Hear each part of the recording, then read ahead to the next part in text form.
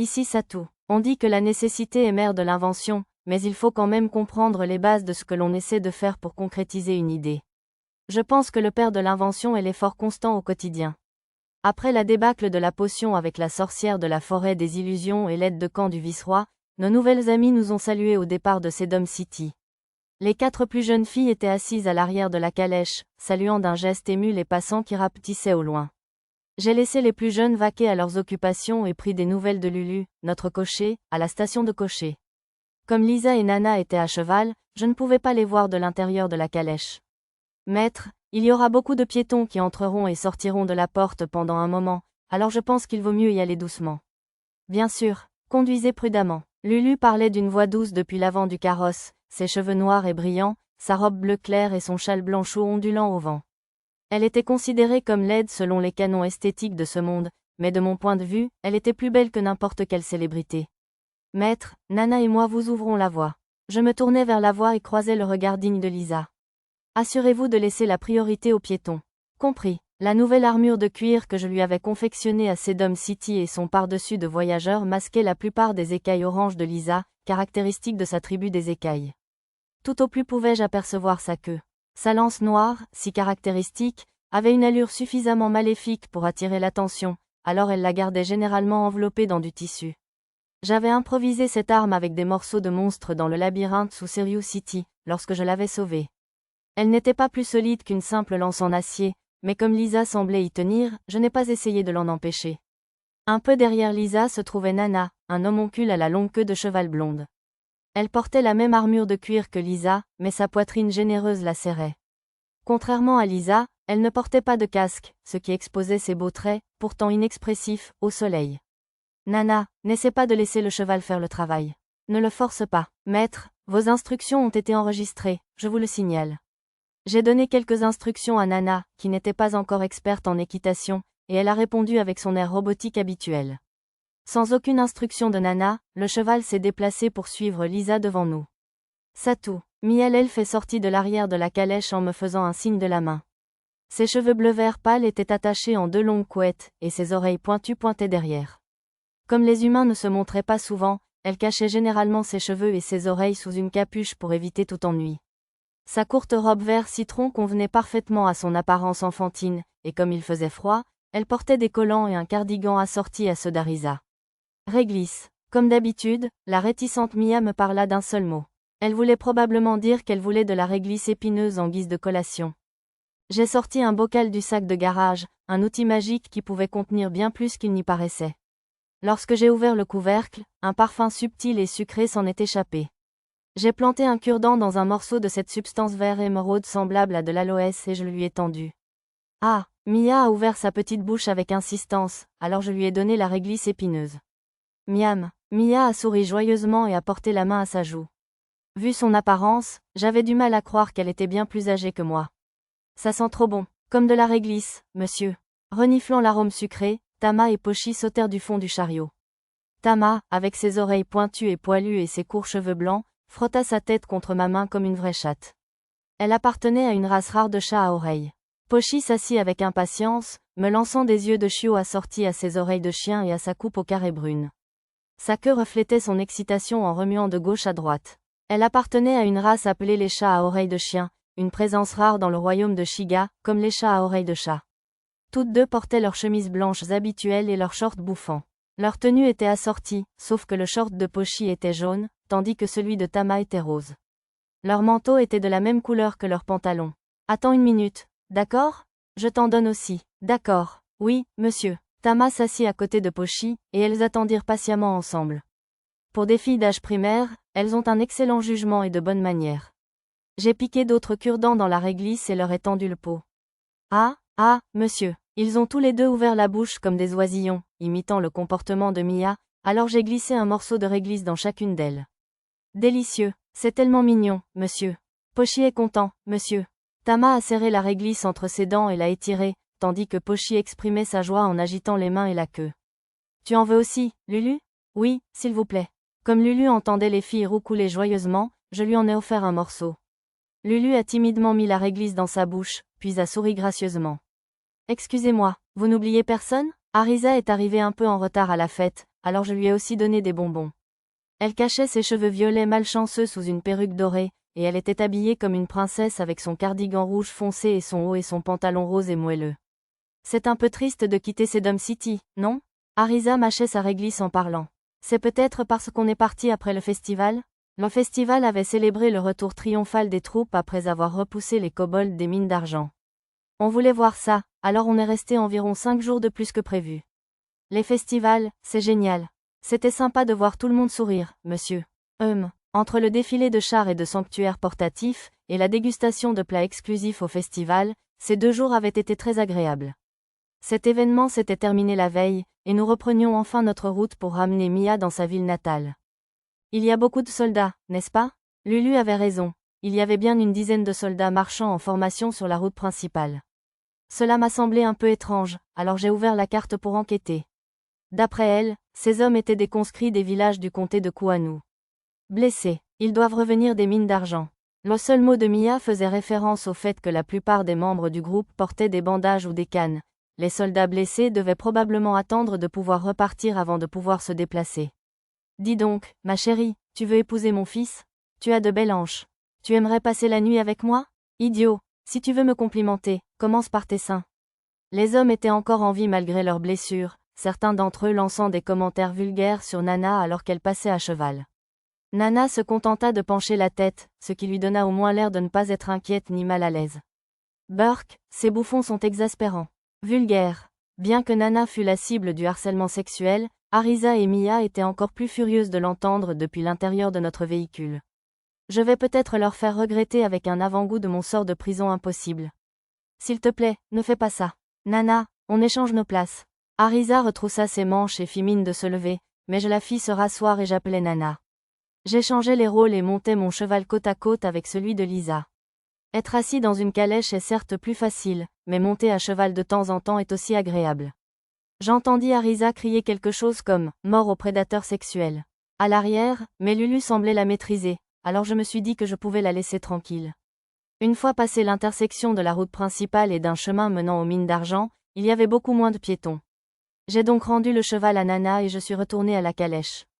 Mia supportait mal le manque total d'habileté de Nana avec les chevaux, alors je les ai fait monter ensemble pendant que l'elfe la guidait brusquement. Fais attention à la route. Mia, il y avait un écureuil dans cet arbre, je vous le signale. Route, compris, je vous le signale à contre-cœur. Nana semblait démoralisée par les réprimandes de Mia, bien que son visage soit toujours aussi impassible. J'ai entendu un léger « atchoum » de Lulu dans la station de cocher. Tu devrais porter ça pour te protéger du vent. Merci. J'ai sorti un manteau de fourrure du stockage et l'ai tendu à Lulu, puis j'ai pris les rênes pour qu'elle puisse l'enfiler. Il fait plus froid que prévu. Oui, un vent froid souffle constamment de la direction de ces montagnes. Les montagnes dont Lulu parlait bordaient la baronnie de Munno. C'est peut-être parce qu'il n'y a rien pour se protéger du vent ici. Je regardais au-delà de Lulu tandis qu'elle enfilait ses bras dans son manteau de fourrure et observait la route principale. À l'approche de la frontière montagneuse, la végétation avait changé, les rochers et les prairies ayant remplacé les arbres.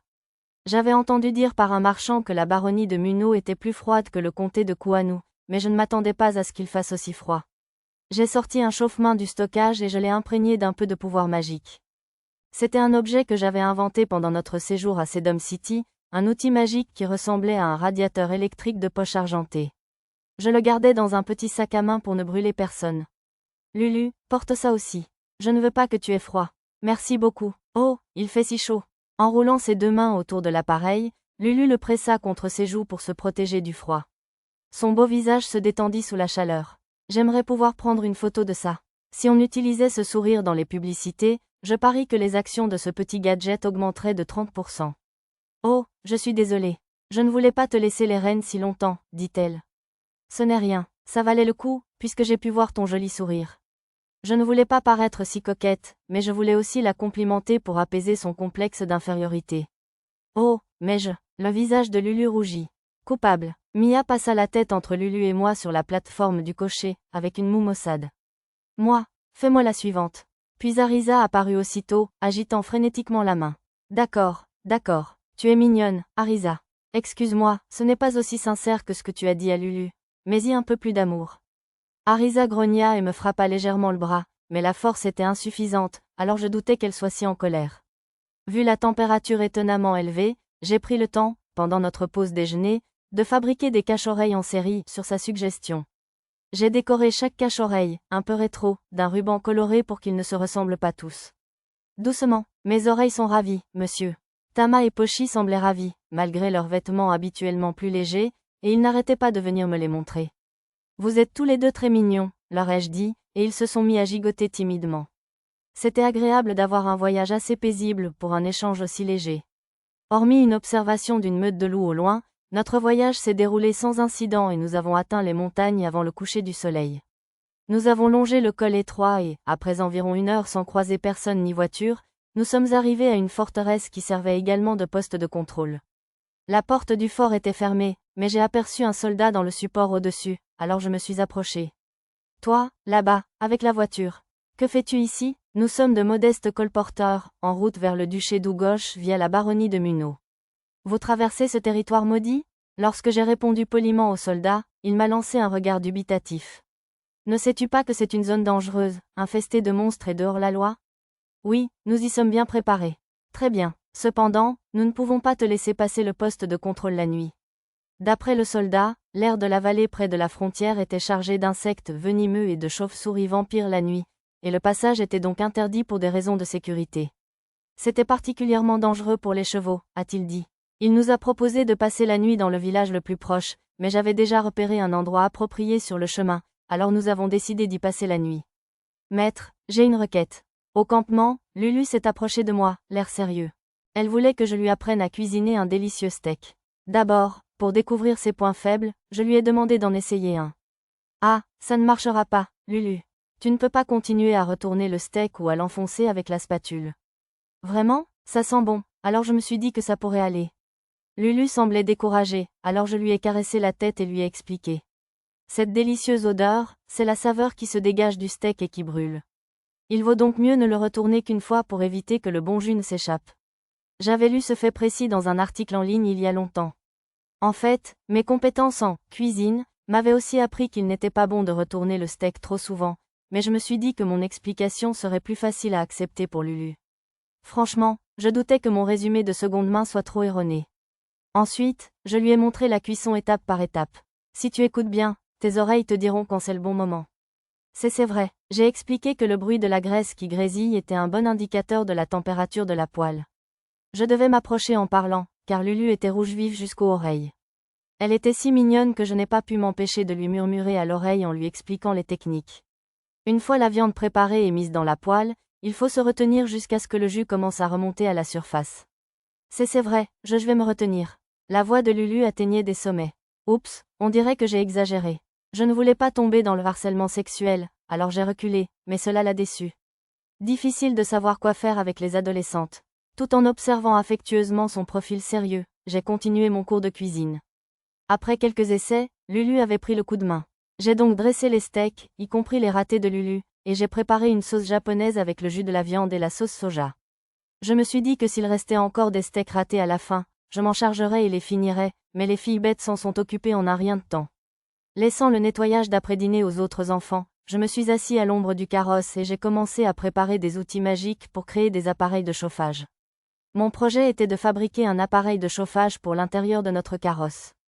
Un radiateur au sol serait idéal pour dormir. J'ai essayé d'utiliser le savoir-faire acquis en fabriquant des circuits magiques. La meilleure approche était de fabriquer un cadre en bois à latte et d'y placer un tuyau métallique contenant le circuit de chauffage. Mes documents ne mentionnaient pas la fabrication d'une batterie magique, mais j'avais trouvé un substitut pratique à mon chauffe-main en combinant le circuit magique de base, la magie anti-diffusion des fioles de potions, etc. Je me suis dit que je pourrais l'utiliser ici aussi. Cela ne fonctionnerait que 3 heures maximum, mais ce serait suffisant si je remplissais la réserve magique à chaque remplacement de veille. J'avais fait des provisions de bois et de métal à Sedum City, le travail avançait donc assez vite. Bien sûr, sans mes nombreuses compétences, je n'aurais jamais pu fabriquer un chauffage de sol magique pour carrosse en moins d'1 heure. J'ai rangé l'outil terminé dans le stockage un moment, puis je l'ai installé dans le carrosse. J'ai essayé en l'imprégnant de magie et en m'allongeant, et une douce chaleur agréable s'est propagée du sol. Il y avait un léger courant d'air, cependant, alors je devrais demander à tout le monde de m'aider à installer des calfeutrages plus tard. Qu'est-ce que tu fais? Je fabrique un chauffage. Arisa passa la tête dans le carrosse avec curiosité. Chaud, Je ne savais pas qu'il existait un outil magique comme celui-ci. Vous êtes incroyable, maître. Suivant l'exemple d'Arisa, Mia et Lulu entrèrent, tapotèrent le sol pour voir si c'était possible et donnèrent leurs impressions. Je n'aurais jamais imaginé trouver un chauffage au sol dans ce monde. Allongée paresseusement sur le sol pour se prélasser dans la chaleur, Arisa ouvrit soudain de grands yeux et les ferma sur moi. Kaka kotatsu. Fais un kotatsu ensuite. Pourquoi aurions-nous besoin d'une table chauffante si le wagon est déjà chaud? Oh, allez, ne fais pas ça. S'il te plaît, fais un kotatsu ensuite.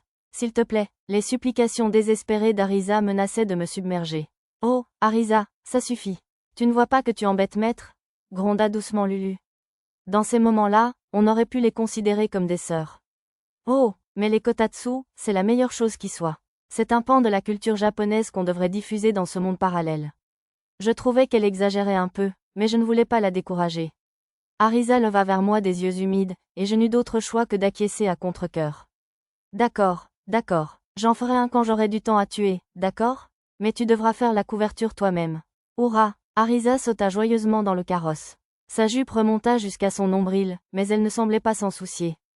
Kotatsu, bien. Mia acquiesça d'un signe de tête discret tandis qu'Arisa se réjouissait. Bon, je suppose qu'il y a des centaines d'années, un héros a transmis la culture japonaise aux elfes. Arisa expliqua avec ferveur la structure et les vertus d'un kotatsu à une Lulu attentive. À ce rythme-là, elle me demanderait de cultiver des mandarines et de faire du mochi. Puisqu'il y avait du riz dans le duché d'Ugosh, du riz gluant pour le mochi ne devrait pas poser de problème, mais je ne savais pas où trouver des oranges. Il faudra que j'en trouve quand nous arriverons dans une bonne ville commerçante. Maintenant, laissons cela de côté et je voulais montrer mon invention à tout le monde. C'est une sensation vraiment superbe. Ce n'est pas aussi chaud qu'un bain chaud, mais la température est excellente en soi. Lisa me fit des éloges avec une passion inhabituelle. Les autres filles aussi, bien sûr. Comme je l'avais prédit, l'effet ne dura qu'environ 3 heures, mais c'était suffisant. Il commençait à faire froid, alors j'avais prévu de réduire la garde de nuit à 3/4. Je prévoyais de prendre la garde de nuit, donc tant que je remplissais mes réserves de magie avant et après mon quart, nous devrions pouvoir rester au chaud toute la nuit. Pour la garde de nuit, chaque quart inclurait soit Pochi, soit Tama, soit moi, car nous avions toutes les 3 des sens aiguisés pour détecter les ennemis. L'intérieur du carrosse était agréablement chaud grâce au chauffage au sol et au coupe-froid, ce qui permettrait à tout le monde de dormir sur ses 2 oreilles, sans courant d'air froid. Ce soir-là, Arisa et moi avons lu un livre d'images à haute voix, accompagné d'une reconstitution animée pour les autres. J'ai donc acquis les compétences ad-lib et ventriloquie, ainsi que le titre de mauvais acteur. Je ne sais pas qui invente ces titres, mais j'aimerais qu'ils arrêtent de m'en donner des aussi insultants. Pendant mon quart de nuit, Arisa grelottait à cause du vent glacial, alors j'ai décidé d'essayer le sort d'abri que je venais d'apprendre grâce à un parchemin magique à Sedom City.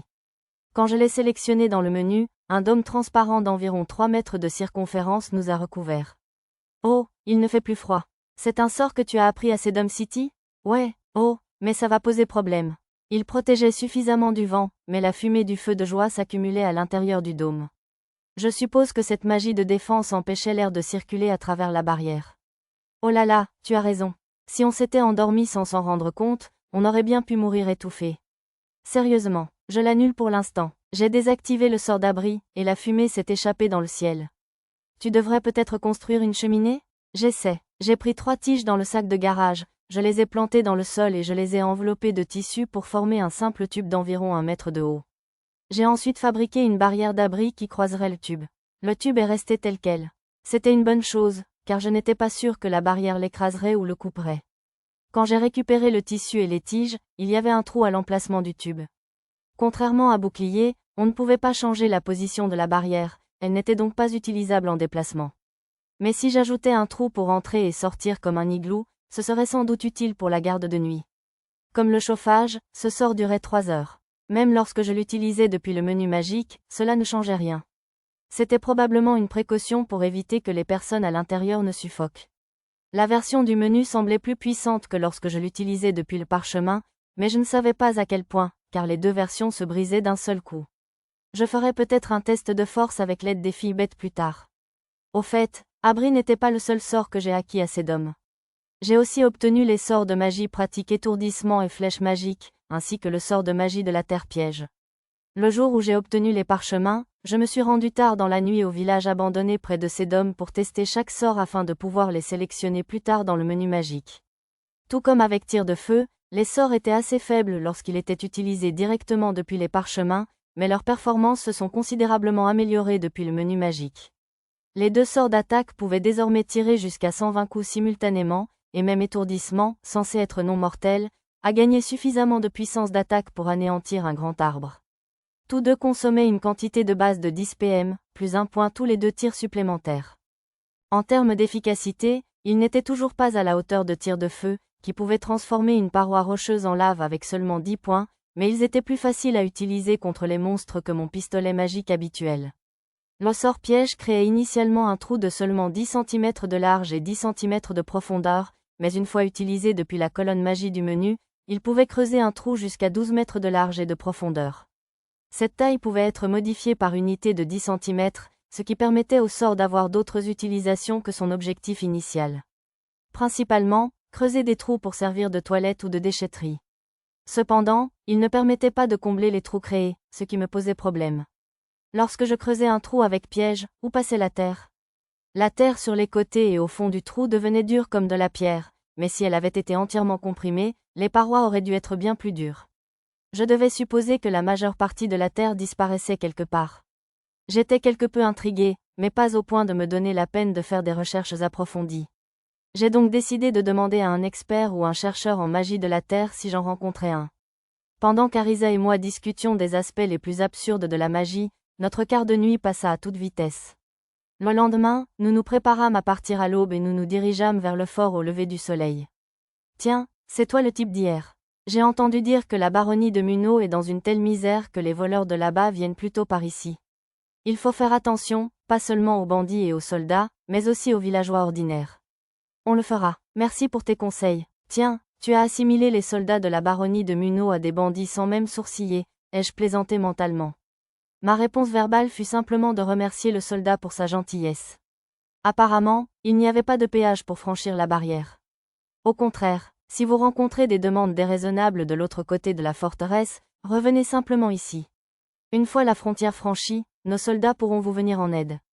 J'apprécie votre sollicitude. Si quelque chose devait arriver, j'accepterai votre aimable offre. Après avoir remercié à nouveau le soldat, nous avons pris la voiture en direction de la baronnie. En conduisant, je repensais aux rumeurs que j'avais entendues à Sedum City au sujet de la baronnie de Munno. Le territoire avait toujours été dangereux, mais à cause d'une famine qui sévissait depuis 3 ans, une grande partie de la population était tombée en esclavage ou s'était tournée vers le crime. Non seulement la fraude et les détournements de fonds par les fonctionnaires y étaient devenus monnaie courante, mais la négligence des soldats faisait que la route principale était infestée de monstres et de bandits. La forteresse frontalière que nous allions traverser serait tout aussi dangereuse, avec des vauriens qui s'empareraient de toutes nos marchandises sous prétexte de tarifs, ou kidnapperaient des femmes dans les villages voisins. Si nous partions pour la baronnie de Munno si tôt le matin, c'était pour éviter ces soldats impitoyables. Des hommes aussi infâmes n'iraient probablement pas travailler si tôt, et je savais qu'il n'y avait aucune barrière du côté de la forteresse qui donnait sur la baronnie de Munno. J'avais de l'alcool prêt à servir de pot de vin juste à temps. C'était un cas, mais je me suis dit que si quelqu'un s'approchait de nous par erreur, je pourrais simplement demander à Arisa de l'endormir avec de la magie psychique et passer. Après tout, les soldats oisifs somnolent tout le temps au travail. Une fois sortis du fort du côté du comté de Kuanu, nous nous sommes retrouvés sur une route étroite coincée entre des falaises abruptes de chaque côté. Elle était à peine assez large pour que 2 chariots se croisent, et la visibilité était assez mauvaise. Après avoir traversé ce ravin pendant une dizaine de minutes, nous avons atteint la partie la plus accidentée de la frontière. Devant nous s'étendait une vallée d'une 30aine de mètres de large et près de 30 mètres de profondeur, ainsi qu'un pont de corde à peine assez large pour un seul chariot. La baronnie de Munno attendait de l'autre côté. Lisa, Nana, reculez. Attendez ici avec tout le monde, s'il vous plaît.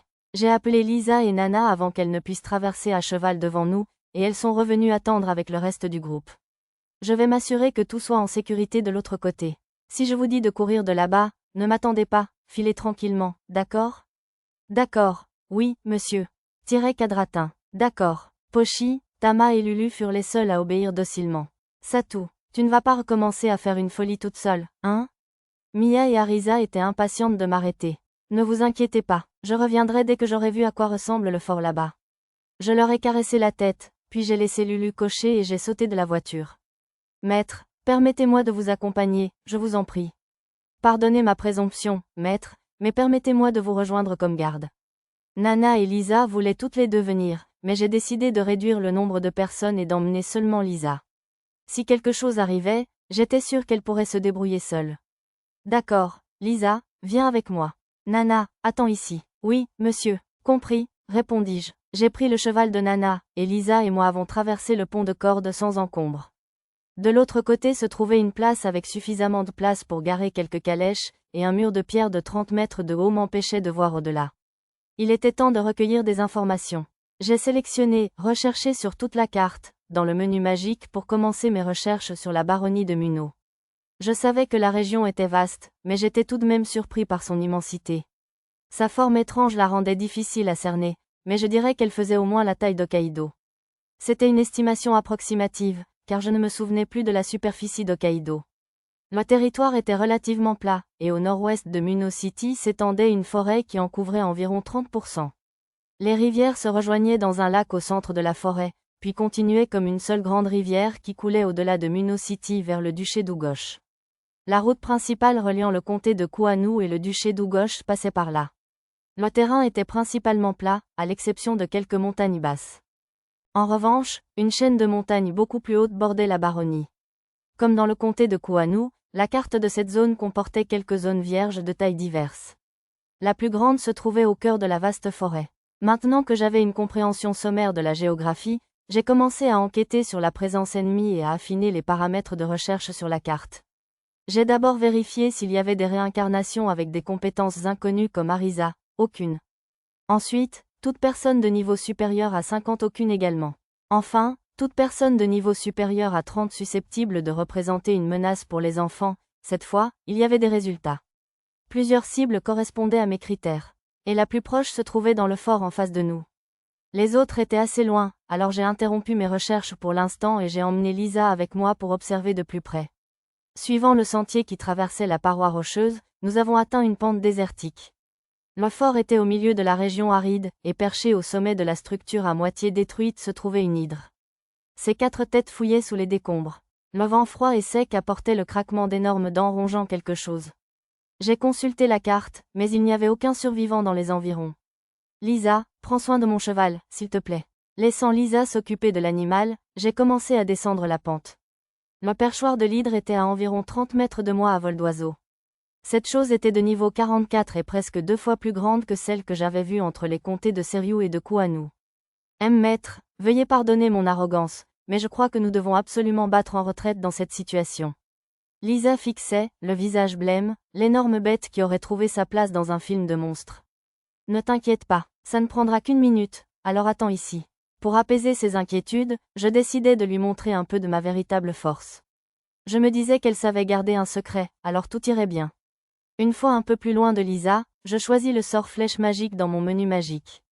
Vu le désert, j'aurais probablement pu utiliser tir de feu sans problème, mais comme le sort ne se déplaçait qu'à une vitesse d'environ 80 km/h, l'hydre risquait de l'esquiver à cette distance. J'optai donc pour la flèche magique, légèrement plus rapide. En activant le sort, un menu s'ouvrit pour me permettre de sélectionner le nombre de flèches à tirer. Je pouvais choisir n'importe quel nombre entre 1 et 120. Sans hésiter, je choisis le maximum. Un petit cercle rouge apparut sur l'hydre sur mon écran de réalité augmentée, comme une cible dans un simulateur de combat aérien. Cependant, comme ces têtes étaient actuellement cachées, mon attaque pourrait ne pas être fatale. J'ai délibérément donné un coup de pied dans une des pierres à mes pieds pour attirer l'attention de l'hydre. Le monstre a dressé ses 4 têtes et levé ses ailes de chauve-souris dans une posture intimidante. Lorsque je me suis concentré mentalement sur les 4 têtes de l'hydre, la cible a instantanément changé pour refléter mes pensées. Feu, j'ai mentalement appuyé sur la gâchette. Le sort a consommé 70 points de magie, et des carreaux magiques de la taille de petites lances sont apparus devant moi et ont tiré sur l'hydre en succession rapide dans une puissante explosion.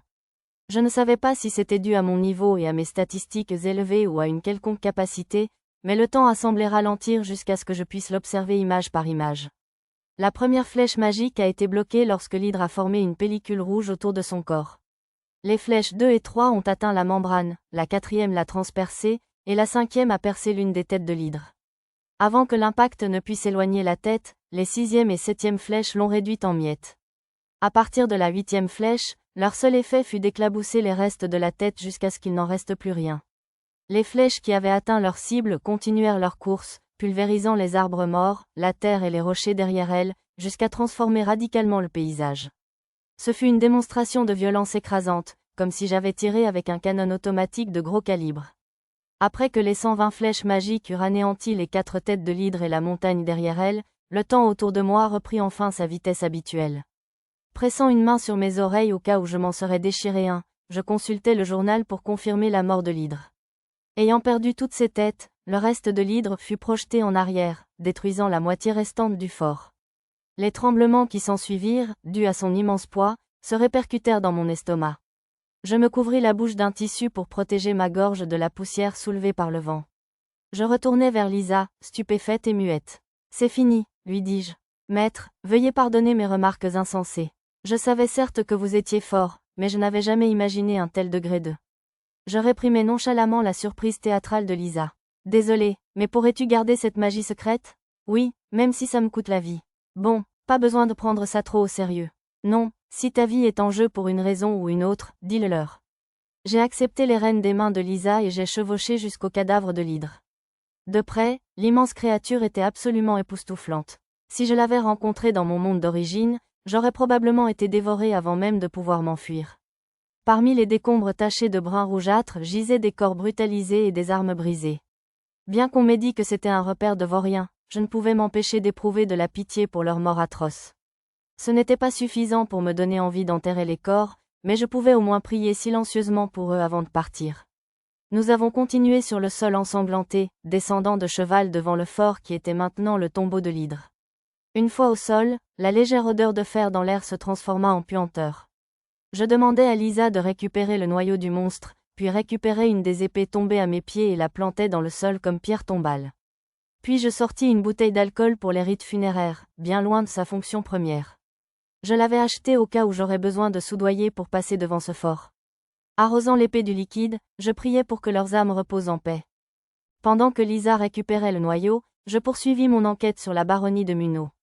Reprenant la recherche d'ennemis, je découvris un nombre relativement élevé de monstres de niveau 30 et plus.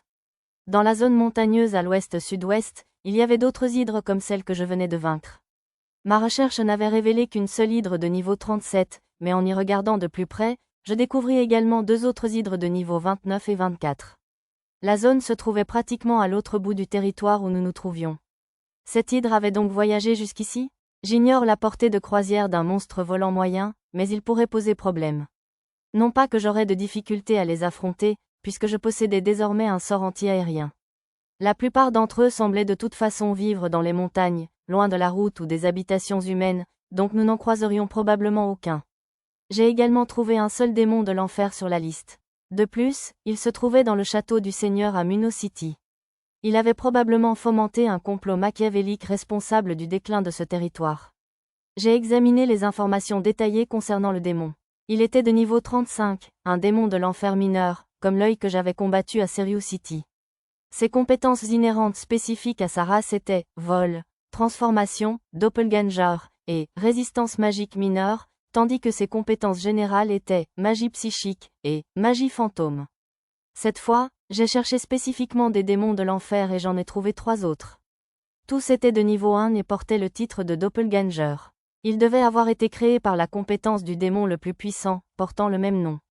Ces copies possédaient les mêmes compétences inhérentes que l'autre démon, à l'exception de doppelganger, bien qu'elles ne possédaient qu'une seule compétence générale, magie psychique ou magie fantôme. L'une se trouvait à Munno City, et les 2 autres dans des villes différentes. Celui qui s'était infiltré à Munno City agissait, entre autres, comme magistrat. Il fallait que je me méfie de lui. À bien y penser, le démon de Serious City possédait un humain. Par mesure de sécurité, j'ai cherché sur la carte des personnes ayant le statut possédé et j'ai trouvé 2 chevaliers. Il y avait des chevaliers de niveau supérieur dans le château, mais après quelques comparaisons, j'ai compris qu'ils avaient été choisis car ils avaient commis le plus de crimes dans leur champ de primes. Cela avait du sens, puisque le gars possédé dans la ville de Serious était également un méchant. À moins qu'il ne représente une menace pour mes enfants, je n'avais aucune intention de les vaincre délibérément, mais ce serait une autre histoire si l'un d'eux se mettait en travers de notre chemin comme l'hydre. Dans ce cas, j'utiliserais toute ma puissance pour m'en occuper. Ce serait vraiment pénible si le démon infernal mineur finissait par invoquer un démon infernal majeur et rééditer l'incident du labyrinthe de Serious City. J'ai donc mis un marqueur sur tous les démons et chevaliers possédés pour savoir s'il allait dans des endroits suspects. Pendant notre séjour à la baronnie de Munno, j'ai décidé qu'il valait mieux vérifier la situation sur la carte au moins 2 fois par jour, une fois le matin et une fois le soir. Au moindre signe de danger, nous pourrions agir. Mais, bien sûr, la sécurité des enfants dont j'avais la garde passait avant tout. Alors que je terminais mon enquête sur les démons, Lisa revint. Maître, j'ai récupéré le noyau. Super, merci. J'ai accepté le noyau et l'ai glissé dans un sac, dans la sacoche du cheval. Il était d'un rouge profond, environ 2 fois plus gros qu'une balle de softball. En examinant la qualité, j'ai constaté qu'il était de très haute qualité. Je vais faire une petite pause. Pourriez-vous appeler tout le monde? Oui, tout de suite. Après avoir donné des instructions à Lisa, je me suis souvenu de la masse de l'hydre à moitié enfouie dans les décombres de la forteresse. Je ne veux pas inquiéter tout le monde, alors gardons ce monstre secret. Certainement, monsieur. Lisa hocha la tête d'un air humble, puis monta sur son cheval et partit appeler les autres. Après l'avoir salué, je me suis remis à la collecte d'informations. Cette fois, j'ai cherché le destinataire de la lettre que j'avais été chargé de remettre à la vieille sorcière de la forêt des illusions. En cherchant des géants, je n'ai trouvé qu'un seul résultat. Il se trouvait près de la zone vide de la grande forêt, j'ai donc supposé que le village des géants s'y trouvait probablement. Après tout, la tour de la vieille sorcière du comté de Kuanu se trouvait elle aussi dans un espace vide. Nous pourrions probablement faire la majeure partie du trajet en calèche, mais si nous voulions emprunter la route secondaire menant à la forêt, il nous faudrait des chevaux individuels ou aller à pied. Un coup d'œil à la carte 3D confirma ce soupçon. La route secondaire était à environ 12 jours de voyage. Ensuite, j'étudiai la répartition de la population. La population était terriblement faible. Bien que la baronnie fût bien plus grande que le comté de Seriou, elle était bien moins peuplée. Munno était la seule ville comptant plus de 10 000 habitants, les autres villes n'en comptaient que quelques milliers au maximum. Il y avait plusieurs villages le long de la route principale et de la frontière, mais la plupart ne comptaient qu'une cinquantaine d'habitants. Et, conformément aux informations que j'avais obtenues sur cet endroit, l'état de santé de nombreux roturiers indiquait « mort de faim ». La discrimination envers les demi-humains dans la baronnie de Munno était si sévère qu'il n'en restait pas un seul à Munno City, et même les autres villes et villages étaient totalement ségrégés. Dans les montagnes plus éloignées de la route, on trouvait quelques petites colonies comptant moins d'une centaine de demi-humains de la même espèce. De plus, il y avait une cité minière abandonnée, habitée par des kobolds, dans les montagnes près de la frontière ouest-nord-ouest. Ils appartenaient au même clan que ceux qui avaient attaqué les mines d'argent du comté de Kuanu. La distance entre les deux était de près de 50 km, j'étais donc impressionné qu'ils aient entrepris une telle expédition. Quoi qu'il en soit, la famine était encore plus grave que je ne l'avais imaginé. S'ils pouvaient se nourrir de cet hydre, de nombreuses vies seraient probablement sauvées, comme ils l'avaient fait avec la chasse à la baleine au Japon après la Seconde Guerre mondiale. Peut-être serait-elle comestible? La viande du monstre grenouille et des loups fusées était délicieuse, et nous pourrions rencontrer quelqu'un qui sache la cuisiner. Chacun des coups de l'hydre était aussi épais que le corps d'un cheval. J'en découpais un en rondelles d'environ 1 mètre avec l'épée sacrée Excalibur et les mis en réserve. J'entreposais également le reste du corps, bien sûr. Soudain, me souvenant de ce que l'hydre avait mangé, je vérifiais les détails du cadavre en réserve. Il était possible d'extraire le contenu de l'estomac séparément. Grâce au sort de fosse, je creusais un trou d'environ 5 mètres de large et de profondeur. J'en vidais le contenu dans ma fosse, les corps des victimes du fort. Je savais que je ne voudrais pas voir dans quel état ils étaient, alors je détournais les yeux. Je m'éloignais jusqu'à ne plus pouvoir voir ce qu'il y avait à l'intérieur du trou, offris un autre moment de silence aux victimes et quittais le fort. Plus grand que Titraki, fossoyeur. Après avoir descendu la pente devant le fort, je descendis de cheval à une dizaine de mètres et attendis tout le monde. J'ai pris une grande inspiration d'air sec, puis je l'ai relâché lentement, espérant dissiper les émotions qui s'étaient installées sur mon cœur comme de la rouille. Ayant vécu un certain temps dans ce monde parallèle, j'aurais dû être habituée à la mort, mais je n'en étais toujours pas satisfaite. Lulu et Arisa me saluèrent du cocher. Je leur rendis l'appareil en essayant de me ressaisir et courus à la rencontre de la voiture. Une fois tout le monde réuni, je rendis le cheval à Nana et laissai Lulu conduire pendant que je me berçais le cœur en jouant à la vieille fille avec les plus jeunes à l'arrière, avec un jeu de cartes fait main.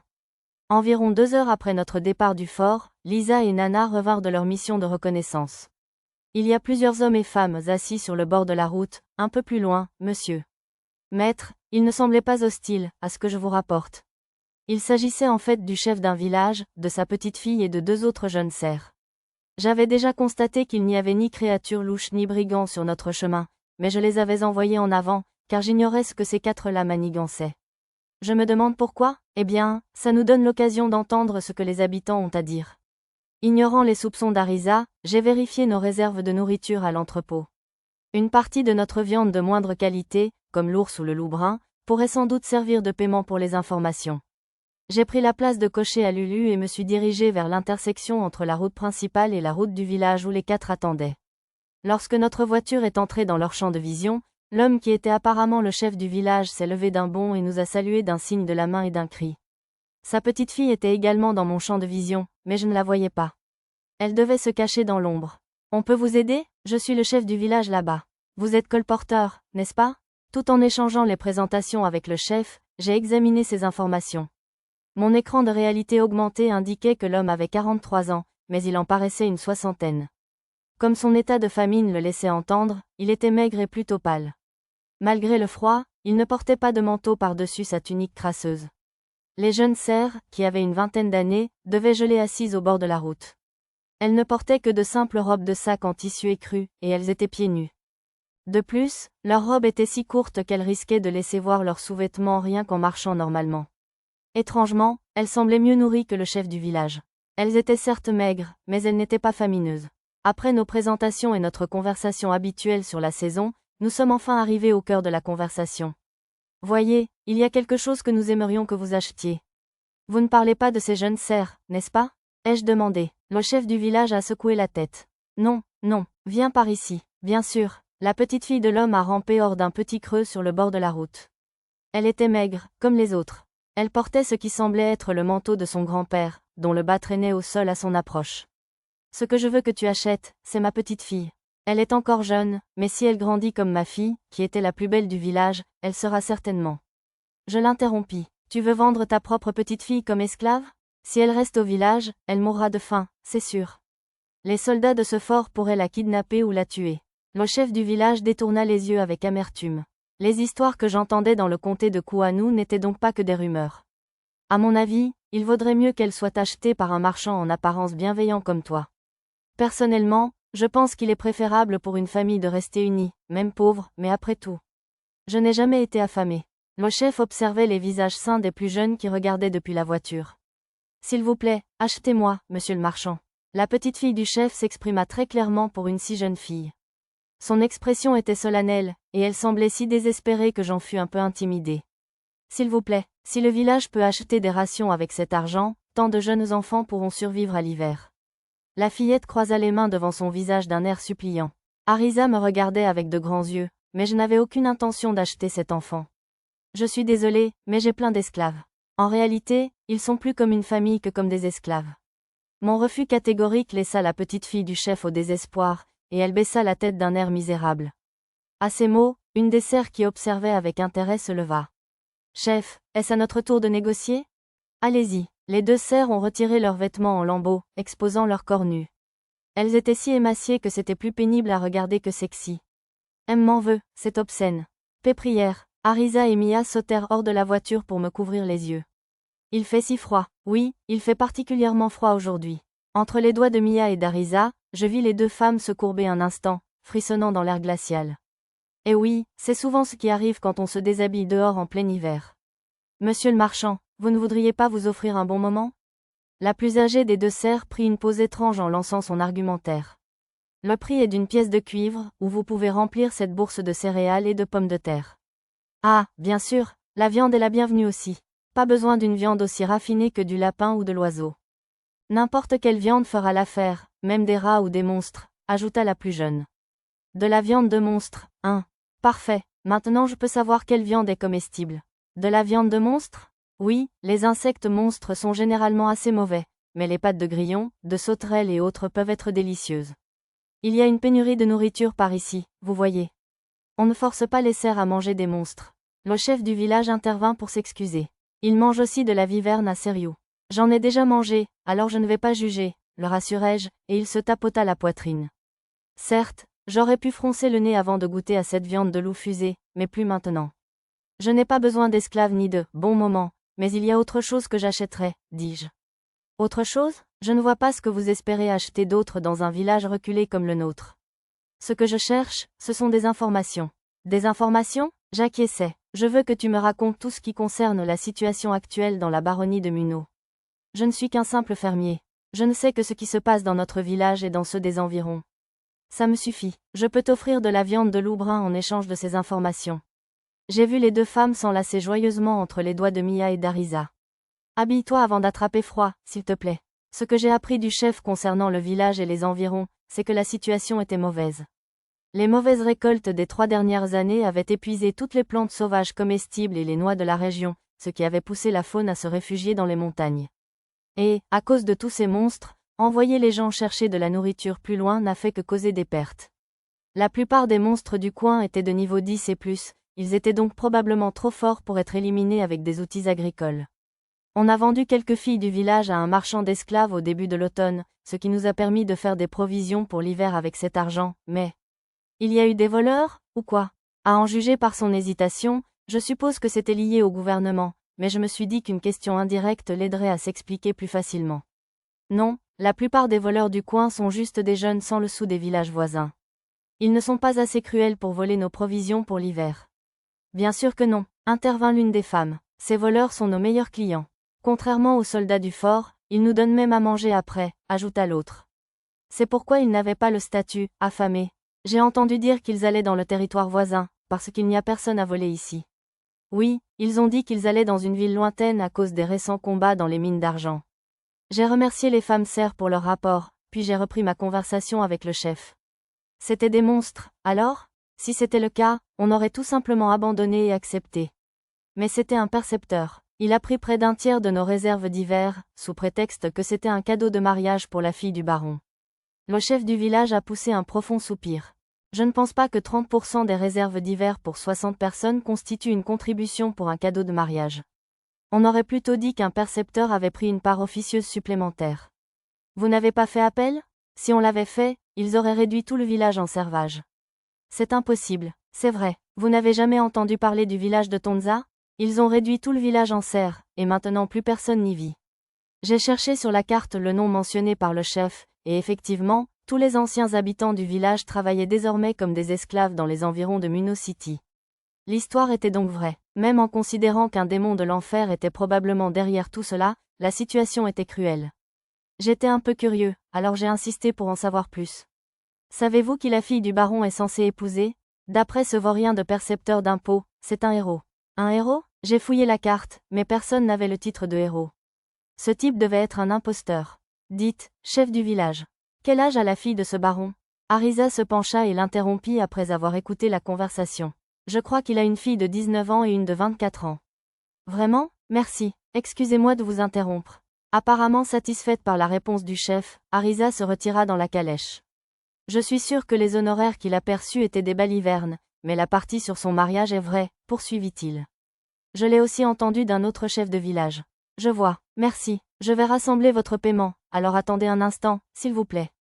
Je remontai dans la soute de la calèche, puis sortis la viande de loup de la réserve via le sac du garage. Bien sûr, toucher de la viande crue aurait contaminé mes mains, alors j'avais placé les morceaux dans des sacs imperméables cirés à l'intérieur de la réserve avant de les sortir. Comme il y avait une 60aine de villageois, 2 livres par personne devraient suffire.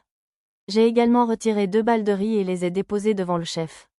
Oh, mais c'est tellement... Regardant dans l'un des sacs par-dessus les épaules du chef, les 2 femmes ont crié de joie. La petite fille du chef, bouleversée, a célébré son geste en agitant les mains d'une manière assez étrange.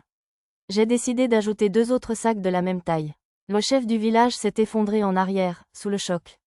C'était peut-être un peu plus que nécessaire pour l'information, mais j'ai décidé d'en profiter pour me débarrasser d'une partie de mon surplus. Une fois la route reprise, j'ai rendu les rênes à Lulu et j'ai parlé à Arisa dans le compartiment arrière. Il s'est avéré que les autres enfants étaient restés si silencieux parce que le trio dormait profondément. Pourquoi as-tu demandé l'âge de la fille du baron tout à l'heure? Je voulais savoir si le héros existait vraiment. J'ai penché la tête, perplexe. En quoi cette question t'aiderait-elle? Tu te souviens que je t'ai dit que j'avais déjà rencontré un héros? J'ai hoché la tête, puis grimacé à ce souvenir. En général, j'essayais de refouler le souvenir d'avoir été poussé par une petite fille nue. Pourquoi fais-tu cette grimace? Laisse tomber. Vas-y, ai-je brusquement demandé. Arisa s'est alors approchée de moi et s'est laissée tomber. Tu vois, ce héros avait vraiment le complexe Lolita. Quoi? J'ai regardé Arisa avec surprise. Elle a répondu en fermant les yeux et en pinçant les lèvres pour un baiser, alors je lui ai pincé le nez. Aïe, bon sang, tu pourrais être un peu plus gentil avec moi. Voyons voir, j'ai rencontré Hayato Masaki, le héros, dans le château de mon ancienne patrie. Quand il m'a vu, il a crié d'une voix étrange, genre, oui Lolita, interdit de toucher. Jusqu'à ce qu'une femme de sa suite le gifle. Arisa a légèrement grimacé à ce souvenir. Qui es-tu pour juger, c'est toi qui t'en prends à un enfant. J'ai failli murmurer cela à voix haute, mais j'ai résisté, car cela aurait détourné l'attention du sujet principal. Je vois, donc, d'après ça, tu sais que le héros est un imposteur? C'est vrai, tu veux en savoir plus? Plus tard, mais pas maintenant. Pour l'instant, il suffisait de savoir qu'il n'y avait pas de héros sur ce territoire. D'autres informations sur ce bizarre pouvaient attendre d'avoir beaucoup de temps à tuer. Le soir, nous avons traversé un autre village et échangé des provisions contre des informations, comme nous l'avions fait avec le premier. Nous n'avons rien appris de nouveau cette fois, mais comme ce qu'ils nous ont dit était similaire à ce que nous avions entendu du chef du premier village, cela a au moins ajouté de la crédibilité à son récit. J'avais encore des réserves de viande de loup brun et d'ours, mais au train où allaient les choses, elles allaient bientôt s'épuiser. Comme les jeunes serfs du premier village avaient mentionné manger de la viande de monstre, j'ai décidé de goûter à l'hydre du matin avant le dîner. J'ai sorti une tranche de viande ronde du stockage via le sac de garage et je l'ai posée sur la table pliante. Tous les autres, qui se préparaient pour le campement, se sont retournés au bruit. Tama et Pochi, en particulier, fixaient la viande avec excitation. Maître, est-ce que ce serait par hasard? Je ne sais pas si c'est comestible, mais je me suis dit que j'allais essayer une fois. Voyant à la couleur que la viande provenait de l'hydre, Lisa me demanda avec étonnement. Ma compétence, analyse, m'avait indiqué qu'il n'y avait pas de poison, alors je me suis dit que ce serait bon. Au cas où, je laverais le sang avant de le cuire. Lisa a proposé de le couper en petits morceaux pour faciliter la cuisson, mais elle semblait avoir du mal. C'est dur? Oui, je peux gratter la surface de la peau, mais je n'arrive pas à la percer. Waouh, je parie que je pourrais utiliser cette peau pour fabriquer une belle armure, ou quelque chose comme ça, alors. J'ai emprunté un couteau à Lulu, qui s'entraînait à côté de Lisa, et je l'ai utilisé pour découper la viande. Essayer de forcer un couteau de cuisine ordinaire à travers la peau risquait d'ébrécher la lame. J'ai donc prélevé un morceau autour de l'orifice de l'œsophage. Comme les servantes avaient trouvé ça délicieux, j'ai décidé de goûter aussi la patte arrière d'un monstre ressemblant à une sauterelle. C'était l'un des monstres que j'avais massacré à la hallebarde lors de l'incident du berceau. Son exosquelette était plus dur qu'une carapace de crabe. J'ai donc sorti une hachette en acier à une main du stockage et j'en ai découpé un morceau de 10 cm. Je l'ai ensuite coupé en deux dans le sens de la longueur pour le rendre plus facile à manger. À l'intérieur se trouvait une chair noire et fibreuse, avec des veines vertes provenant des tendons. J'espérais qu'elle serait blanche, comme de la chair de crabe. J'ai saupoudré de sel la pâte et la chair d'hydre, puis je les ai disposées sur un grillage métallique et j'ai placé le tout sur le feu.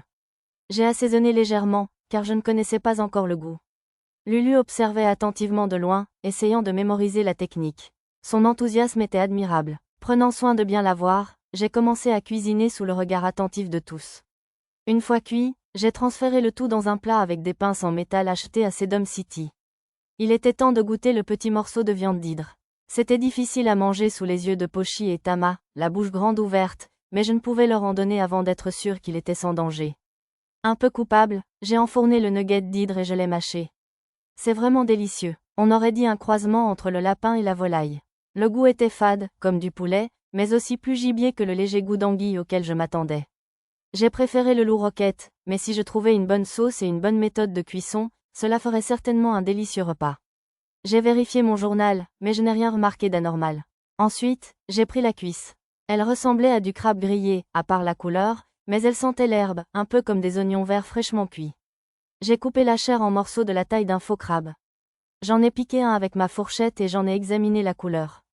La tenant près du feu, je l'ai inspecté et j'ai constaté que la cuisson avait encore noirci la chair. Le mettre dans ma bouche m'a demandé un courage considérable.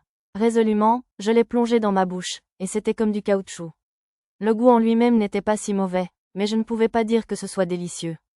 Les veines vertes étaient étrangement amères, il serait donc préférable de les enlever avant la cuisson. Ça ferait l'affaire en cas de besoin, mais je n'avais aucune envie d'en ajouter à mon alimentation habituelle. Par simple précaution, j'ai vérifié à nouveau le journal, mais là aussi, c'était sans danger. Vous voulez en goûter? Je n'avais pas vraiment besoin de demander. Un concert de oui m'a accueilli, alors j'ai laissé les autres essayer. Arisa plissa les yeux, les oreilles et la queue de Tama se dressèrent, et Pochi agita joyeusement ses mains et sa queue. J'ai un peu peur de demander quel genre de viande c'est, mais c'est délicieux, alors je laisse tomber. Délicieuse, la viande est tout simplement excellente, monsieur. Arisa, Tama et Pochi approuvèrent la viande d'hydre, même si le commentaire de Tama était un mot étrange qu'Arisa lui avait appris. Elle essayait probablement de dire « délicieux ». C'est vraiment délicieux, commenta Lisa. Quelle méthode de préparation lui conviendrait le mieux, je me demande. Ah, c'était vraiment bon. C'est un peu comme du lapin, alors pourquoi pas un ragoût? Suggéra Lulu. Des brochettes seraient aussi un excellent choix, je te conseille, ajouta Nana. Le ragoût a l'air excellent aussi, dit Lisa, mais comme c'est si gros, je pense que ce serait bien de le farcir de légumes et de le cuire à la vapeur. Ça ne te paraît pas un peu extravagant? On dirait un festin de festival. Après avoir englouti la viande d'hydre et s'être léché les babines, les trois autres ont réfléchi avec enthousiasme à différentes méthodes de cuisson. La suggestion de Lisa de la cuire à la vapeur m'a semblé intéressante. Nous avions largement assez d'ingrédients, alors je voulais essayer. Il faudrait que je lui en fasse la demande plus tard. Pour l'instant, il était plus important de s'occuper de Mia, assise seule devant la moustiquaire, l'air contrarié. Les elfes ne mangent pas de viande, alors je me suis sentie désolée pour elles. Si tu gonfles tes joues comme ça, elles ne redeviendront jamais normales. Satou, j'ai caressé les joues gonflées de Mia, puis je lui ai tendu des fruits secs enveloppés dans un mouchoir. Je les avais séchés moi-même après les avoir achetés à Sedum City. Lulu s'était liée d'amitié avec la servante de l'auberge où nous avions séjourné et avait appris la recette grâce à elle. Miam, que penses-tu qu'on pourrait faire avec ça? Tout en mangeant son encas avec précaution à deux mains pour le faire durer le plus longtemps possible, Mia fronça les sourcils, songeuse. Je n'avais jamais été fan des fruits secs, alors je n'avais qu'une idée en tête, en mettre dans un yaourt ou des céréales. J'ai laissé Mia trouver une recette. Ensuite, nous avons continué notre dégustation avec les pâtes d'insectes. Élastique, le boudin a une bonne texture, monsieur. Oui, c'est très agréable en bouche. Si on parvenait à gérer l'amertume, ce serait encore plus délicieux. Les filles bêtes ont apprécié la texture de la chair d'insecte, mais elle a reçu un accueil mitigé de la part de tous les autres. Il faudrait soit couper autour de ses veines dures, soit la trancher plus finement. Burk, dégoûtant. Ce serait peut-être meilleur haché, mais le goût ne vaudrait pas tous ses efforts. Lulu frissonna devant ce goût désagréable, mais envisagea néanmoins différentes méthodes de cuisson. Arisa, elle aussi, proposa des améliorations en fronçant le nez. Maître, j'aimerais bien me débarrasser de ce goût, je vous en prie. Nana trouvait l'astringence particulièrement désagréable et me tira le bras avec toute la détresse que son expression immuable pouvait exprimer. On va bientôt dîner, alors tu devras attendre. Vos instructions ont bien été enregistrées, je vous le signale. Je tendis un verre d'eau à Nana en la réprimandant. Les pâtes d'insectes étaient donc un échec, mais une victoire à 50% me suffisait. L'hydre avait été plutôt savoureuse, et si personne n'avait de maux de ventre ou quoi que ce soit d'autre le matin, je me suis dit qu'on pourrait commencer à tester la comestibilité de différents monstres une fois par jour. Quoi qu'il en soit, le plat principal de ce soir était un ragoût avec des légumes copieux et un lapin acheté à Sedum City. Lulu était de service au fourneau ce soir-là. Ses compétences avaient déjà commencé à surpasser celles de Lisa, même si la fille écaille possédait la compétence cuisine. J'attendais avec impatience son avenir de chef. Laissant les autres s'occuper du nettoyage, j'ouvris la carte pour vérifier la situation autour du camp. J'avais remarqué plus tôt qu'un monstre mort-vivant était apparu sur mon radar, alors j'en examinais les détails. Il n'apparaîtrait probablement pas en plein jour, mais il pourrait commencer à nous envahir plus tard dans la nuit. Le long de la route principale se trouvaient quelques villages abandonnés où rôdaient d'autres morts-vivants, des monstres squelettes de niveau inférieur à 10, des fantômes d'environ niveau 10 et des spectres d'environ niveau 20. Comme toujours avant d'aller au lit, j'ai jeté de la poudre anti-monstre sur le feu. Apparemment, la fumée de la poudre était efficace contre les morts-vivants aussi. Le fantôme que j'avais repéré s'est éloigné. Après cela, il n'a plus tenté de s'approcher. Notre sécurité étant assurée, j'ai jeté un coup d'œil pour aider au nettoyage, mais j'ai constaté qu'ils avaient presque terminé. Vous avez besoin de quelque chose, maître? Pas vraiment. Vous pouvez vous détendre. Lisa m'a demandé en tant que représentante du groupe, alors je l'ai assuré qu'il n'avait rien d'autre à faire. L'avant-garde, les filles bêtes et Nana, a commencé à s'entraîner dans un champ près du campement avec des épées et des lances en bois, tandis qu'Arisa et Nana, assises l'une en face de l'autre près du feu, discutaient de sorts que je devrais inventer. Lulu enfila un pantalon et commença à faire des exercices de yoga sur un tapis près du feu. Apparemment, Arisa le lui avait appris. Je trouvais que les étirements étaient une bonne idée, car les occasions de faire de l'exercice en calèche étaient rares. En fait, j'aurais même aimé qu'Arisa et Mia fassent de l'exercice de temps en temps. Une fois que tout le monde fut à ses occupations, je m'assis près du tapis et préparai mon matériel pour la fabrication d'outils magiques. Je prévoyais ensuite de fabriquer un kotatsu, à la demande d'Arisa. Un kotatsu assez grand pour 8 personnes ne rentrerait pas dans le sac de garage. J'envisageais donc de fabriquer 4 kotatsu pour 2 personnes, reliés entre eux. La première étape consistait à assembler rapidement la partie table avec du bois acheté à Sedum City. C'était plus difficile que le cadre en latte que j'avais fabriqué auparavant, mais grâce à mes compétences en menuiserie, la construction s'est déroulée étonnamment bien. Je l'avais conçu de manière à ce que les pieds et le radiateur soient amovibles. Créer un élément chauffant sûr s'est avéré assez difficile. Je l'ai recouvert d'un grillage pour que les vêtements et autres objets ne le touchent pas, puis j'ai installé un cadre en bois pour éviter les brûlures. J'avais initialement acheté ce grillage pour la cuisson de la viande et du poisson, mais j'avais de nombreuses possibilités d'expérimentation. Cela devrait éviter les blessures. J'ai ensuite imaginé Arisa ou Pochi donnant des coups de pied dans le cadre en bois, alors j'ai arrondi les bords pour éviter de leur faire mal aux pieds. Ensuite, j'ai concocté un circuit de chauffage pour le kotatsu. Avec cette configuration, il faudrait passer la tête sous le kotatsu pour alimenter le système magique, mais comme créer un câble pour l'extérieur serait fastidieux, je l'ai laissé tel quel. Je pourrais toujours chercher des composants de câble la prochaine fois que nous arriverions dans une grande ville et en fabriquer un sans trop d'efforts. Maintenant, il faut fabriquer un plateau pour la table. Il y avait un gros rocher de l'autre côté du chariot, à environ 1,50 m de circonférence. J'ai donc utilisé l'épée sacrée Excalibur pour découper 4 ardoises de moins d'1,5 cm d'épaisseur. Les épées sacrées, c'est vraiment quelque chose. La surface des ardoises était aussi lisse que si elles avaient été soigneusement polies. Impossible de les ranger dans le sac de garage à cette taille, alors je les ai découpées aux dimensions du kotatsu. J'ai également décidé de rendre la partie table facile à démonter pour le rangement. Je dois dire que fabriquer des vis sans outils était un peu pénible. Arisa, c'est fait. Quoi, tu viens de le faire? Ça ne fait même pas 2 heures. C'est parce que j'ai utilisé des choses que j'avais déjà au lieu de tout recommencer. Secrètement fier de moi devant la surprise d'Arisa, j'ai posé mon ouvrage sur le tapis. Puis j'ai fouillé dans le sac de rangement que j'avais emporté, j'ai sorti la courte pointe qu'Arisa avait confectionnée la veille et je l'ai placée entre la table chauffante et l'ardoise pour terminer le travail. Lorsque j'ai laissé un peu de mon pouvoir magique s'écouler dans le circuit de chauffage, une douce chaleur s'est dégagée du kotatsu. J'ai dit à Arisa et Mia qu'il était prêt, et elles ont immédiatement glissé leurs pieds dessous. Ah, pas d'hiver sans kotatsu. Je veux des oranges. On aurait dit qu'il y avait des mandarines dans le village elfique de Mia. Il faudrait que je pense à en acheter quand on la ramènerait à la maison. Après son pseudo-yoga, Lulu s'est séchée avec une serviette et a observé le nouvel engin avec curiosité. Ses cheveux, trempés de sueur, lui collaient à la peau d'une manière presque sexy. Une fois adulte, elle sera probablement dangereusement attirante. Alors, c'est un kotatsu? Oui, tu peux essayer aussi. Sur ma recommandation, Lulu glissa délicatement ses pieds sous la couverture et parut ravie. Le groupe d'avant-garde avait interrompu son entraînement pour s'approcher avec curiosité. Est-ce encore un outil magique de votre création, maître? C'est merveilleux. J'ai hâte de l'utiliser pour la garde de nuit. Kotatsu? Il fait chaud, monsieur. Tama et Pochi enfouirent la tête sous la couette, reniflant et tapotant l'appareil avec application. Maître, c'est trop petit pour tout le monde, n'est-ce pas? Je demande. Ne vous inquiétez pas, il y en a 3 autres. J'ai pointé du doigt l'autre kotatsu un peu plus loin, même s'il restait encore du montage. Peu après, l'équipe d'avant-garde a interrompu son entraînement, et j'ai fini par diriger une séance d'entraînement pour apprendre à assembler et démonter le kotatsu. Une fois que tout le monde a compris, je leur ai demandé d'essayer de l'alimenter en magie, mais Lulu et les filles bêtes n'y sont pas parvenues. Lulu et Lisa avaient déjà utilisé la baguette d'Amadou, mais elle absorbait automatiquement la magie lorsqu'on appuyait sur l'interrupteur. C'était sans doute plus difficile. Ce n'est rien, vous y arriverez tôt ou tard. J'ai réconforté les enfants qui n'y étaient pas parvenus et j'ai réajusté les équipes de nuit en conséquence.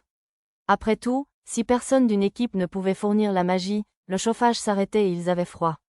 Ce soir-là, j'étais de garde avec Nana. Comme il n'y avait aucun animal ni monstre susceptible de nous faire du mal, j'ai décidé de réaliser une expérience que je voulais tenter depuis un moment. Par mesure de sécurité, j'ai demandé à Nana d'utiliser son sort de magie de fondation, sonar, pour surveiller les alentours. Je suis sorti du mur de l'abri, semblable à un igloo, et j'ai commencé les préparatifs. Cette fois, je voulais tenter de forger une épée sacrée avec les instructions reçues à Sedum City. L'indice d'Arisa m'avait aidé à déchiffrer le code, et le texte résultant était un guide pour fabriquer du bleu, un liquide spécial pour la création d'épées sacrées, et l'utiliser pour créer la lame spéciale. Le bleu semblait faisable, mais l'épée elle-même nécessitait un équipement de moulage spécial et l'aide de divers experts en magie, ce qui était impossible pour le moment. Cependant, le procédé ressemblait beaucoup à celui de fabrication des lames démoniaques décrits dans les documents de Trasayuya, donc le liquide lui-même pourrait probablement servir à d'autres outils magiques. J'ai fouillé dans les documents de Trasayuya et trouvé un guide de fabrication de pierres sacrées que je pouvais essayer à la place. Il s'agissait de la version elfique des poteaux barrières que j'avais vus pour éloigner les monstres des villages. D'après les documents, le rayon d'effet était environ la moitié de celui des piliers barrières. Il y avait plusieurs types de pierres sacrées, j'ai donc choisi la plus simple, qui n'avait d'effet que lorsqu'elle était imprégnée de puissance. J'ai fait une recherche dans les stocks pour m'assurer d'avoir assez de matériaux sous la main. Bon, essayons. Il me fallait d'abord fabriquer la pierre bleue. Les matériaux étaient similaires à ceux utilisés pour fabriquer le liquide de circuit nécessaire à la fabrication d'outils magiques classiques, mais le stabilisateur de la pierre bleue était de l'or et des gemmes en poudre, et il fallait de la poudre de dragon plutôt que des noyaux broyés. La poudre de dragon semblait particulièrement rare. Une fois la recette de la pierre bleue trouvée, j'ai immédiatement cherché dans toutes les boutiques de magie et d'alchimie de Sedom, mais aucune n'en proposait. Heureusement, j'avais trouvé une fiole de poudre de dragon en explorant le labyrinthe sous la ville de Seriou avec les filles bêtes, ce qui m'évitait même de toucher aux écailles pillées dans la vallée des dragons. Suivant les instructions, je commençais la formulation et la transmutation. C'était plus difficile que prévu. Si je perdais la concentration, la poudre de dragon se mettait à vibrer étrangement, comme si elle allait se séparer, et je devais donc constamment ajuster le flux magique. Allez, Satou, concentre-toi. Après des dizaines de secondes qui me semblèrent interminables, le bleu était prêt. Plus grand que compétence acquise, manipulation magique précise. Heureusement que j'avais rassemblé mes forces et concentré mes efforts. Ce serait dommage que le bleu fini se détériore, alors je l'ai mis en sécurité dans le stockage pour le moment. Ensuite, je préparais une fine ardoise pour le circuit magique de la pierre sacrée. J'en avais utilisé une similaire pour la fabrication du kotatsu. À l'aide d'une tige métallique pointue, j'ai gravé les lignes du schéma de circuit dans la pierre, comme un dessin, puis j'ai nettoyé la surface avec un chiffon. Ensuite, dans le stockage, j'ai rempli la tige de précision de bleu liquide. L'outil ressemblait à un stylo à l'ouverture fine, utilisé pour déposer le liquide du circuit dans les rainures finement détaillées du dessin. Comme les caractéristiques des objets dans le stockage restaient inchangées, j'en ai profité pour conserver la fraîcheur du bleu pendant la création de mon circuit. Le bleu semblait durcir plus vite que le liquide normal. Cela facilitait le traçage du motif complexe, mais sans mon système de stockage, je pense que cela aurait été extrêmement difficile. J'ai terminé la tâche et j'ai investi une certaine puissance dans mon travail. Le circuit étant si délicat cette fois-ci, j'ai déplacé la magie avec la même précision que l'on trie des grains de sel avec des baguettes. Grâce à la compétence « manipulation magique précise » que je venais d'acquérir, je pouvais déplacer moins d'un point de PM à la fois, jusqu'à des décimales à 2 chiffres. Ce faisant, une faible lumière bleue s'éleva du circuit. Elle ressemblait à la lueur d'une épée sacrée. La couleur de cette lumière expliquait probablement le nom « bleu » du liquide. Normalement, la lumière était rouge, ce qui permettait de distinguer facilement les différents types de liquides. Juste au moment où j'avais ajouté environ un point de magie, le cœur de la pierre sacrée commença à fonctionner. J'augmentais lentement la réserve de magie jusqu'à ce que le circuit soit complet, soit environ 5 points. Un pilier de lumière bleue apparut autour de l'ardoise, large d'environ 1 mètre et haut de 6 mètres. À première vue, il semblait s'agir d'un simple faisceau, mais sous différents angles, on pouvait voir le motif du circuit se répéter indéfiniment. Nana émergea de l'igloo du refuge, où elle montait la garde. Maître, les monstres révélés par ma magie sonar ont soudainement disparu, je vous le signale. Je portais mon regard vers le radar qui occupait un petit coin de mon champ de vision. Effectivement, les monstres aux alentours avaient disparu. Ce pilier de lumière a un effet répulsif. Maître, d'après ma bibliothèque d'informations, seules les épées sacrées émettent une lumière magique bleue comme celle-ci, je vous le signale. Impassible, Nana pencha la tête en observant le pilier. Oui, il utilise le même matériau qu'une épée sacrée. Je vois, c'est plutôt joli. Nana hocha la tête sans détourner le regard. Elle semblait fascinée. Je la laissais faire pour l'instant, car je voulais étudier les performances du pilier de lumière. Sur la carte, il n'y avait plus aucun monstre à moins de 500 mètres de nous. Ils avaient été chassés et formaient désormais un cercle bien net autour de la zone d'effet. Je consultais également mon journal et constatais que quelques monstres fantômes avaient été détruits lorsque j'avais activé la pierre. Les insectes étaient encore présents, et seuls quelques monstres squelettes avaient été vaincus. Mon circuit était donc probablement particulièrement efficace contre les monstres morts-vivants dépourvus de forme corporelle. Logique, puisque cela fait partie de la recette d'une épée sacrée.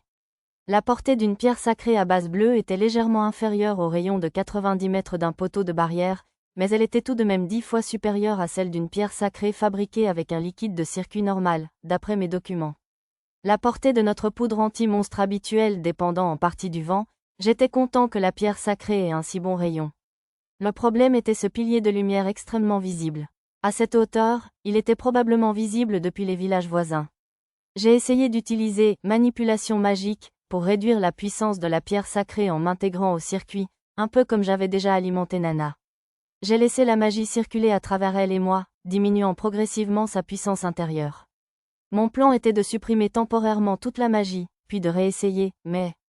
Maître, la lumière a disparu, je vous informe. Bien qu'elle fût toujours impassible, l'annonce de Nana sonnait vaguement abattue. Voulez-vous essayer de l'alimenter? Oui, maître. Sur ma recommandation, Nana s'approcha avec empressement de la pierre et commença à y injecter de la magie. C'était probablement plus difficile que d'habitude à cause de la fragilité des circuits. Quelques gouttes de sueur perlèrent sur son front. Elle prit vite le coup de main, cependant, et la pierre commença à émettre une lumière bleu pâle. Cette fois, le pilier atteignit une hauteur maximale d'environ 2 mètres. Ça suffit, merci, compris. Nana semblait un peu essoufflée, alors je lui tendis un mouchoir pour essuyer la sueur de son front. D'après son statut, Nana avait dépensé environ 3% de ses PM. D'après les informations qu'Arisa m'avait données auparavant, Nana devait avoir environ 70 points au total, ce qui signifiait que cela lui avait coûté presque 20 fois plus de magie que moi. Vu la taille de son pilier, la différence était probablement plus importante. De toute évidence, mon efficacité magique était plutôt inhabituelle pour ce genre de tâche. Comme je pouvais le faire sans pratiquement aucune perte, le ratio me semblait bien trop différent. J'imaginais qu'un seul point de magie pouvait avoir des densités différentes, ou quelque chose du genre. C'était probable, surtout compte tenu de l'ampleur de nos résultats respectifs. D'ailleurs, la pierre sacrée resta efficace jusqu'au matin grâce à la magie fournie par Nana. Après quelques expériences pendant la veille, j'ai découvert qu'interrompre la lumière ou la recouvrir d'un mur d'abri ne modifiait pas l'effet. Je devrais fabriquer un cylindre avec un rideau pare-lumière demain pour pouvoir y placer la pierre sacrée et ainsi repousser les monstres. Il me restait un stock important de poudre anti-monstre de qualité inférieure, mais je me suis dit qu'elle finirait par servir. La conserver ne poserait aucun problème, alors je l'ai mise de côté dans un coin du stockage pour l'instant. En examinant la carte avant d'aller me coucher, j'ai remarqué que le nombre de sosies du démon était passé de 3 à 1 seul. En contrepartie, le démon lui-même était passé de niveau 35 à 37. Apparemment, créer un sosie signifiait perdre un niveau, et ce niveau était récupéré lorsque le sosie retournait au corps principal. Si la créature qui possédait le chevalier était un autre sosie, il valait probablement mieux supposer que le niveau réel du démon de l'enfer était d'au moins 40.